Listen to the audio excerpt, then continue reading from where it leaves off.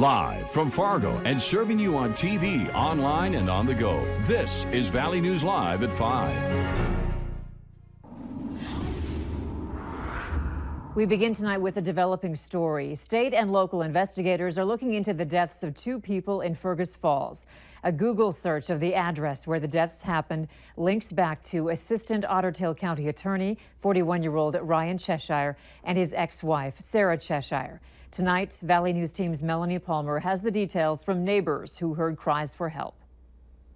The police arrived really quickly, and there was no ambulance, so I knew something really bad must have happened. Residents in Fergus Falls are picking up the pieces after 2 people were found dead overnight. It's the door at the very end. It happened at 1447 Patterson Loop in an apartment complex. We spoke with one of the neighbors, and this is what he saw. I heard this guy yell out, "Call 911," and he sounded like he was in a panic or in shock, and I heard the girl talking on the phone with the dispatcher, and I saw someone struggling over the railing like they were in shock too. Daniel Budd and his mother, who both live down the hall, say they didn't hear any gunshots. They have lived in the building for around 4 months now. Anything else ever happen here that was kind of concerning to you guys? Or? No, it's always been peaceful here. Very quiet. Budd says they never had much interaction with the victims, but the incident was still a shock to the neighbors and the community. In Fergus Falls, Melanie Palmer, Valley News Live. Authorities have not provided any other details, but say the public is not at risk. The Minnesota Bureau of Criminal Apprehension is assisting with the investigation. Nothing too exciting on the weather maps today, but it sure feels better without the wind. Hutch, any concerns for this evening? Well, there's always something exciting on the weather maps, and today's excitement is the fact that the wind is taking a little bit of a break. Here's a look at wind speeds. Generally under 15 miles per hour for most locations. Sisseton has a few gusts from the west at about 30 miles per hour. Believe it or not, we have a few passing flakes, as we mentioned, could be possible last night. Cloudy skies for most, but that cloudy sky condition will slow the rate of cooling tonight. We'll see temperatures fairly steady through the evening with light winds. Again, we can't rule out a renegade flake, but all in all, it's going to be a lot quieter than the last few nights and not nearly as cold as we go through the overnight hours. I'll have details on how warm we get as we approach the weekend. There is some more snowy and cold weather to talk about. We'll do all that in a moment. Our weather team always finds something exciting. There's always something interesting on the maps, yeah. right? Thank you. Okay, thank you. U.S. Senator Al Franken announced his resignation today amidst a wave of complaints of sexual misconduct. It was not an easy call. Until last night, the senator's staff said he had not made a decision and was discussing the matter with his family. Weijia Zhang has the story from Capitol Hill. Washington. Senator Al Franken announced his resignation on the Senate floor. In the coming weeks, I will be resigning as a member of the United States Senate. The Minnesota Democrat was under intense pressure to step down, faced with a growing list of women accusing him of sexual misconduct. During his announcement, Franken pushed back against his accusers. Some of the allegations against me are simply not true. Others I remember very differently. He also used the moment to take a swipe at President Trump. There is some irony in the fact that I am leaving while a man who has bragged on tape about his history of sexual assault sits in the Oval Office. Franken says he had hoped to clear his name through an ethics investigation, but he now realizes he could not be an effective senator through that process. The tide turned against Franken when 35 of his Democratic colleagues called on him to step down. We need to draw a line in the sand and say none of it is okay, none of it is acceptable, and we as elected leaders should absolutely be held to a higher standard. Minnesota's Democratic governor will pick someone to fill Franken's seat until a special election next year. As for Franken, he says he's resigning but not giving up his voice. Weijia Zhang, CBS News, Capitol Hill. Congressional Democrats are calling for more transparency regarding cases of sexual harassment.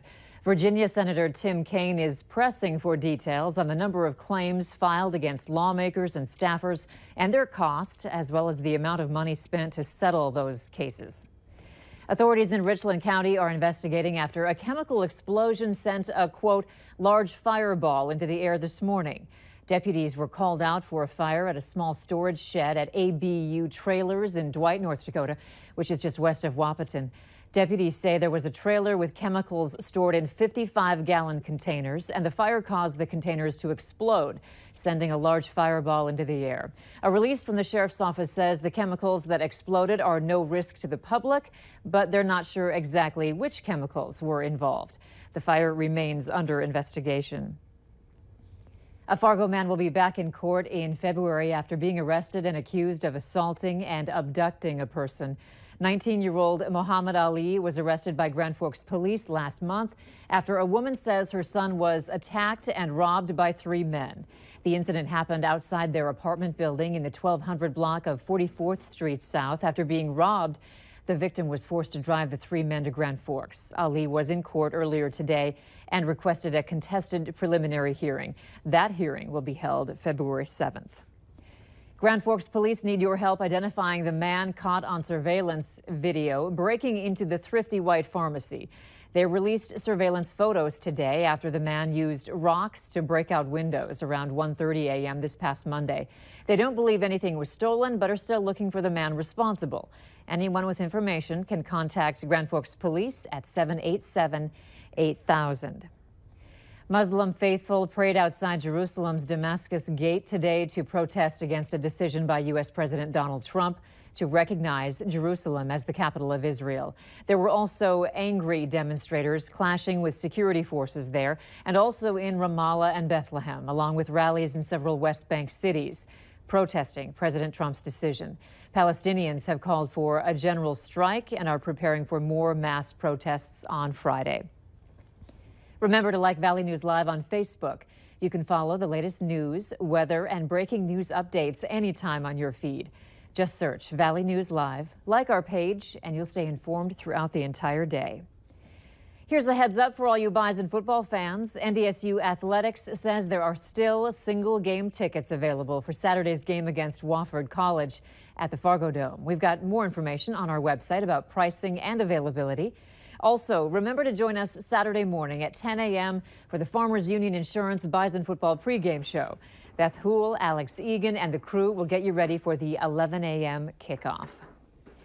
Children who are battling often life-threatening diseases are going to get some extra help, and many of you are playing a big part. Your contributions through Walmart and Sam's to the Children's Miracle Network are adding up big time. More than $250,000 for Sanford Children's Hospital in Fargo. The money was raised through the 23 Walmart stores and Sam's Clubs in North Dakota and Northwest Minnesota. It'll help pay for devices aimed at taking kids' minds off the treatment or surgery they may be going through. And the Walmart workers who have helped raise the money say they get their own reward when they see the benefits of their fundraiser. We really get excited and get to see the kids and get to see where a lot of this money goes to the families, obviously, and the medical equipment. So it really kind of gives you goosebumps, and you get back to the stores and you just really hit it. The $251,000 raised this year is a 14% increase over what was raised last year. The House passes a bill to avoid a government shutdown, but it's just a temporary fix. We'll tell you the next move for Congress up next.